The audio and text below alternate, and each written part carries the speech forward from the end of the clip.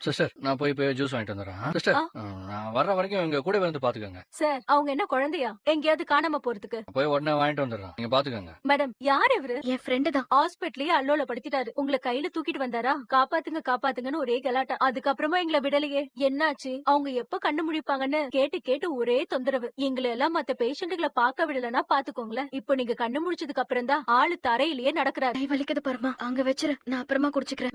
நான் புடிச்சுக்கிறேன், நீ குடி. இந்த பாரு, உடம்புல தெம்பு வேணும்ல, குடியில மதி. என்ன மன்னிச்சிடல மதி. என்ன நீ என் அப்பா மட்டும் உன்கிட்ட வந்து மன்னிப்பு கேட்டா எத்தனை தடவை கேப்பீங்கன்னு சிரிப்ப? இப்ப மட்டும் மன்னிச்சிரு மன்னிச்சிருன்னு சொல்ற. சரி சரி, நீ ஃபீலா ஏதோ சொல்ற. கத்தியோட வந்தவங்கள போய் புடிச்சிருக்க கூடாது. நானே கண்டிப்பா அடிச்சு அவனுங்களை வெட்டி இருப்பேன். நீ எதுக்காக இப்படி பண்ண? எவ்வளவு ரத்தம் படிச்சு தெரியுமா? பரமா, என் குடும்பத்துக்காக நீ எத்தனையோ பண்ணிருக்க. ராத்திரி பகல் வெயில் மழைன்னு பாக்காம காவலுக்கு இருக்க. அதை விட இதெல்லாம் ஒண்ணும் பெருசு இல்ல. இளமதி, உன்கிட்ட ஒரு விஷயம் கேட்கணும். என்ன பரமா? இல்ல, உங்க அப்பா அம்மா கிட்ட இந்த விஷயத்த சொல்லிடலாமா? கேட்காம சொல்லக்கூடாதுன்னு தான் நான் இப்போ வரைக்கும் சொல்லல. நீ சொல்லாம இருந்தது நல்லது பரமா. இந்த விஷயம் தெரிஞ்சா ரொம்ப பயப்படுவாங்க. அப்பா வேற ஹார்ட் பேஷண்ட். இந்த விஷயத்த வேற சொல்லி அவங்கள பயமுறுத்த வேணாம் பரமா. சரி இளமதி.